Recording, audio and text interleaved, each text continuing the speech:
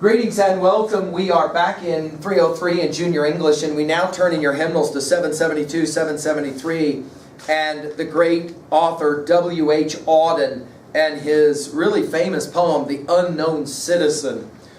There's a lot of interesting things we could say about Auden, and you see his biography on 773, and we're going to want to point out at least several of the things that are mentioned here. But one of the things I'll point out right away, let's write this in our notes, is that Auden shares something similar with T.S. Eliot.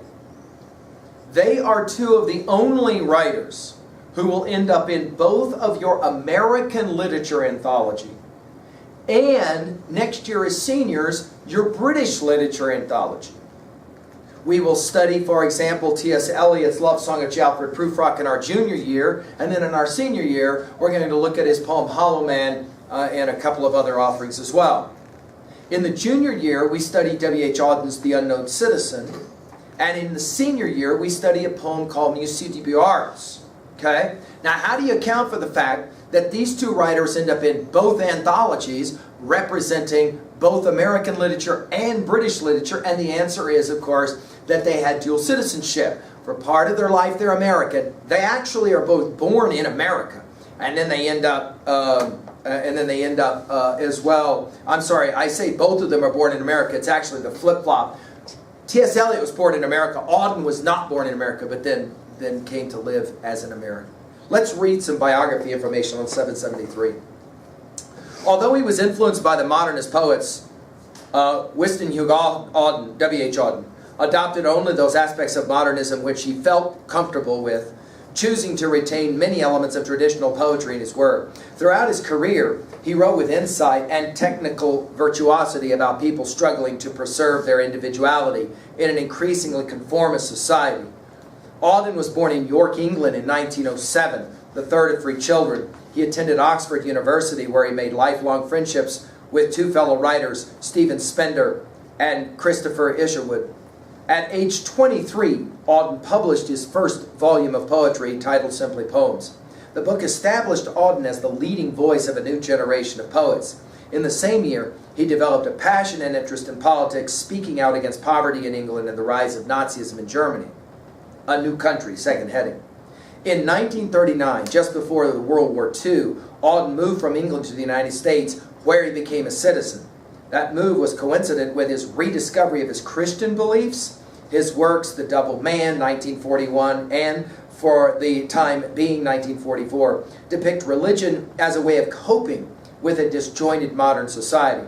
Despite the comfort he found in religion, Auden became disillusioned with modern life in his later years. He used his poetry to explore the responsibilities of the artist in which he saw as a faithless modern age. Auden won the Pulitzer Prize in 1948 for his long narrative poem, The Age of Anxiety, written in 1947, which explores the confusion associated with post-World War II life. He later published several more volumes of poetry and a large body of literary criticism. He also anthologized others' works and co-authored at least one musical composition, a libretto for the opera The Rake's Progress. From 1954 to 1973, Auden served as Chancellor of the Academy of American Poets. Today, Auden is admired as one of the great poets of the 20th century, and he is considered one of the all-time important greats. Now, we're going to turn to this poem, The Unknown Citizen, and we're going to start over here on 772 at level 2B with this literary analysis information. So look there really quickly on 772 with me. Let's read. A subgenre found in all forms of literature, poems, essays, novels, plays, and short stories, satire. Let's write that word down. S-A-T-I-R-E. Satire, writing that ridicules or exposes the faults of individuals, groups, institutions, or humanity at large. Satirical writings vary in tone. Let's write that word down. That's bold as well. Or attitude, which may be bitter, harsh, gentle, humorous, somber, or comical. A writer establishes tone through word choice, details, and grammatical structures. For example, in the opening lines of this poem, Auden strings together long, formal phrases full of bureaucratic words. Bureau of Statistics, official complaint, reports, conduct, greater community. These official sounding words and phrases issue forth from a disembodied speaker to generate a chilling and cynical tone. As you read, identify the object of Auden's satire and note details that add to the speaker's tone. Under reading strategy, you're going to evaluate structure as it relates to meaning. You might even want to consider using your chart there. And notice your 3 vocabulary words that will end up on the exam at the bottom of 772. When we turn to this poem, The Unknown Citizen, we want to point out 3 things before we get started for your notes. 1, the first thing we want to say is, Auden is very interested in the rise of modernity, technology, and the alienated citizen, the alienated person. Now that's a lot to say, so let's go ahead and break that down. 1, Auden is very interested in modernity. He believes that something is fundamentally happening at the end of the First World War, and then of course as the Second World War comes and goes, that there is something going on in culture at large that has to be addressed. What is that something? Well, number 2, it has something to do with technology and the rise of technology. Now, we, of course, today live in an age where everybody has another appendage, right? You have 2 arms, 2 legs, but you also have a smartphone. And it's kind of another one of your appendages. I have students who are more concerned about the loss of their phone than they are about the loss of about anything else, right? For them, their phone represents something really important to them, technology. But wait, we said a third thing. It wasn't that Auden was necessarily opposed to technology, but he was deeply concerned with the fact that technology has a tendency to lead to alienation. Now that's an important word, let's get it in our notes. Alienation. To feel alienated means that you don't feel like you're a part of anything. Like somehow you are disconnected. Right? And Auden began to think, many have argued he was kind of a prophet in this regards, that the culture was changing with technology and people were increasingly less and less able to be a part of other people. They somehow started to feel disconnected. I was having a conversation with a mom the other day, and she said to me that she understood this all too well because she was sitting on FaceFilth. Are you familiar with FaceFilth, right? Facebook? And she was sitting on FaceFilth that evening, and she was talking with her daughter. She was sitting in her bed with her back against the wall, you know, sitting up in bed, right? And she was talking to her daughter when it hit her that she and her daughter were communicating on FaceFilth, but her daughter was on the other side of the wall in her bedroom, also sitting in her bed. And she said, the thought never occurred to me to just close down the laptop, walk out of my room, go into her room, sit down on a bed and have the conversation. Instead, we had the conversation entirely through FaceFilth. Her point being that with the ubiquity of technology, that means it's all over the place, that people can begin to just kind of accept this is the way that it is. A colleague of mine telling me the other day that she came out onto the playground with a bunch of 3rd graders, and they were all sitting out there around the sandbox, but they all had their phones out. And she was like, really? Come on, you guys. She walked up, she said, what are you guys doing? And one of the girls looked up at her and said, we're texting. And she said, texting? You're 3rd graders. This is recess time. You're supposed to be playing in the sandbox. Who are you possibly texting? And the little girl looked back at her and said, with very innocent little face, well, we're texting each other. And she said, what do you mean you're texting? You're sitting next to each other. Why don't you just talk to each other? The little girl looked at the teacher like the teacher was the one and said, well, this is just easier. Fascinating.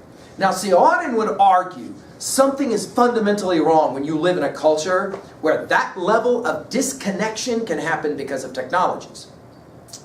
In maybe one of his most famous poems, certainly one of the most anthologized of all his poems, we have a title called The Unknown Citizen. Let's go ahead and put that title right now in our notes and define the irony of that title.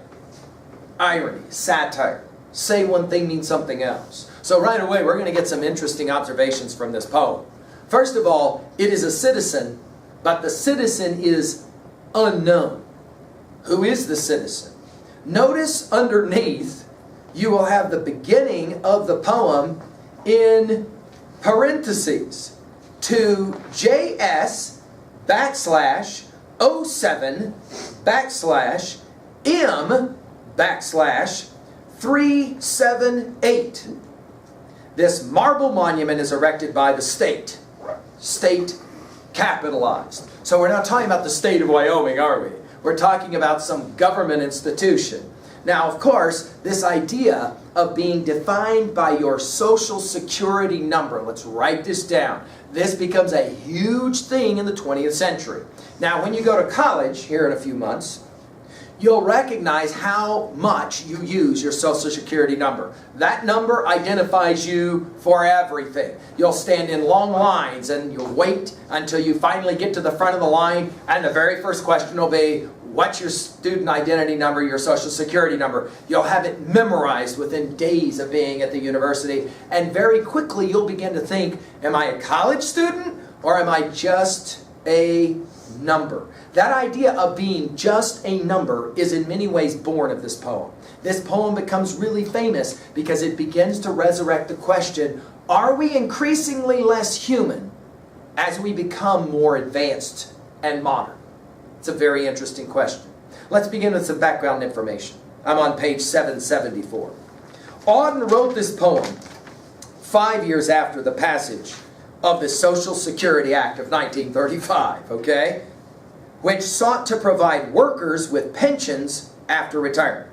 The system required that each citizen be assigned a unique number. For skeptics like Auden, the system symbolized a frightening new world controlled by bureaucracy. Now, let's get that word bureaucracy in our notes. It's kind of a strange word, bureaucracy. The word means agencies. Layering of agencies. That is to say, all kinds of organizations within the organization. So, for example, you don't like how the way something works at Whirlin High. You go to the counselor and you say, I don't like the way this works. And the counselor says, you need to go talk to the assistant principal.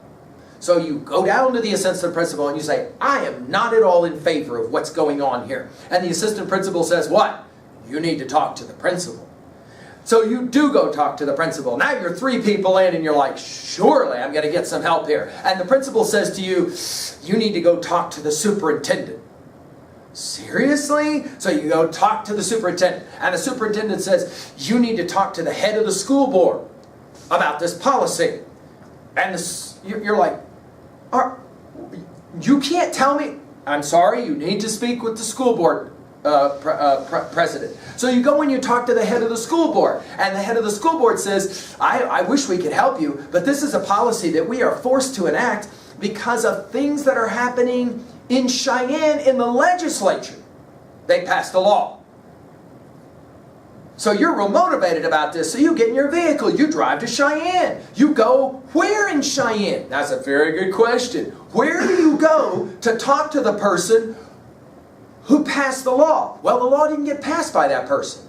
What do you mean the law didn't get passed by that? No, it was written by that person, but it got passed by a whole bunch of persons. Well, if I want to boycott the law, how do I do that? That's a very good question. This is what we mean by bureaucracy. In other words, it's never clear. By the way, our word today is not bureaucracy. If you follow politics at all today, you know that our word is just simply government. When you hear people bash the government, what they're really bashing is bureaucracy, right? Okay, they have real difficulty with the fact you can't ever pin anybody down and say, this is your fault, this is your responsibility. No, really, it's not mine, it's my superiors. Well, yeah, but who's your superior? Oh, well, it's somebody above me, and there's somebody above them, and there's somebody above them, and then there's a whole bunch of somebodies above them. Really, you're really never going to find out who actually is the one in charge. Very interesting. Auden saw this coming with the passage of the Social Security Act in 1935. And so he sat down and he wrote a darkly, underline that word, darkly satiric poem. Now we're going to give this one away right from the start. This poem is to be read with a little bit of sarcasm laced in the very way you read the poem. Okay? I will do my best to read this poem the way I would think Auden would want it read. That is to say, serious, but ironic at the same time. Okay? Now, can I point this out as we get ready to read this poem? Some of the references in this poem won't work for you. In 1940, when the poem is published, and written and published, in 1940, there are certain things that quote-unquote define a modern person. You have certain things in your house, etc. Okay? Today, things are a little bit different, but I'll try and at least make it, kind of so it fits, so it makes sense. All right? All right, I'm with you on 774. Enough talk. Now let's go to the actual lines themselves. Let's just read now the poem and see if we can get some sense of who this unknown citizen was. He was found by the Bureau of Statistics to be one against whom there was no official complaint, and all the reports on his conduct agree that in the modern sense of an old-fashioned word, he was a saint. For in everything he did, he served the greater community. Except for the war, till the day he retired, he worked in a factory and never got fired, but satisfied his employers, Fudge Motors, Inc. Yet he wasn't a scab or odd in his views, for his union reports that he paid his dues. Our report on his union shows it was sound, and our social psychology workers found that he was popular with his mates and liked to drink. The press are convinced that he bought a paper every day, and that his reactions to advertisements were normal in every way. Policies taken out in his name prove that he was fully insured, and his health card shows he was once in hospital but left it cured. Both producers' research and high-grade living declare he was fully sensible to the advantages of the installment plan and had everything necessary to the modern man: a phonograph, a radio, a car, and a Frigidaire. Our researchers into public opinion are content that he held the proper opinions for the time of year. When there was peace, he was for peace. When there was war, he went. He was married and added 5 children to the population, which our eugenicist says was the right number for a parent of his generation. And our teachers report that he never interfered with their education. Was he free? Was he happy? The question is absurd. Had anything been wrong, we should certainly have heard. Now, let's start right away with making some quick observations at level 1. Okay? This is a poem with an unknown speaker. Who is talking the words in this poem? What do you mean, Mr. McGee? You just read them. No. I know that. But who is talking in this poem? The poet W.H. Auden? No, it's pretty clear. This is not W.H. Auden actually talking in the poem. Question again, who is talking in the poem about this guy? Question 2, what's his name? Now, I've had students that read this poem and then all of a sudden they go, oh yeah, what is his name? We know a bunch about him. We know several things about him once we finish reading the poem, right? Well, then surely we know his name. What is his name? Come on. It's in the poem, isn't it? What is his name? Is it that number? Well, that's a good question. Right. We got a number. We don't have a name. We got a number, right? Notice the number there, JS \07\M\378, right? See how that works? In other words, the man in the poem that we're talking about, look at the title, is unknown. What do you mean he's unknown? There's all kinds of stuff we learn about him. Well, yeah, we learn stuff about him, but by the end of the poem we're going to ask something really simple. Was he free? Was he even human? In other words, who was he really? So as we get into this poem and we start to kind of now work through the lines, let's point out the ways in which our speakers in this poem, notice the pronoun is actually we should certainly have heard. That is to say, the government, We. All of the people who control our lives in any number of ways. When we get to 3b here in a little bit, we're going to ask this question about all of the people that can control our lives. You see what I'm saying? A number of years ago, I was lecturing, ironically, at Worland High School. I was lecturing this poem right as the decision was made to bring video cameras into Worland High School. This was a huge war. Wait a minute. What do you mean, video cameras? Now, you guys have been going to Worland High School, of course, the whole time with video cameras. But there was a time when there were no cameras in the halls of Worland High School. And my students were like, what do you mean, cameras? That means we'll be watched all the time. I mean, that's freaky. That's freaky to consider. Then the rumor got started there would be cameras in the restrooms, in the locker rooms. You can imagine how my students kind of took to this idea as well. And here we are studying this poem, right? And several of my students wanted to know, well, whose idea is it to put cameras? And we want to fight this. How do we fight this? Where do we go? And again, the bureaucracy was like, you have to talk to the person above you, and the person above you, and blah, blah, blah, right? And all this kind of back and forth. And then we're studying this poem. Let's take a look at what is said about this unknown citizen. First of all, we have the government telling us that there could be no official complaint. Right away we're told he fit in. That is to say, he is a conformist. Let's put this in our notes at level 2A right away. This poem is going to suggest that one of the most dangerous things that you can be as a citizen is a total conformist. What does that mean? You always do what you're told. You always are going to obey the rules. Auden was deeply concerned that when you are living in a democracy, if you don't have nonconformists, you got serious challenges on your hand.